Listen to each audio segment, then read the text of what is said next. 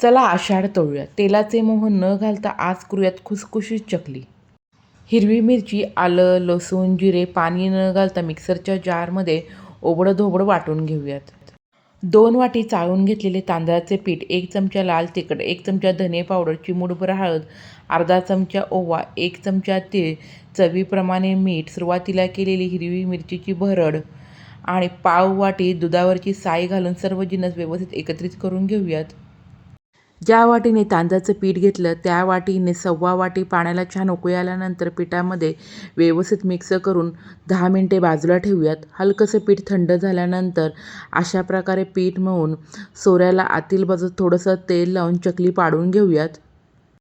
चकलीमध्ये तेलाचे मोह न घालता दुधावरची साय घातल्यामुळे चकलीला खूप छान टेस्ट येते. तर अशा प्रकारे महिनाभर टिकणारी खुसखुशीत तांदळाच्या पिठाची चकली तयार. नक्की करून पहा.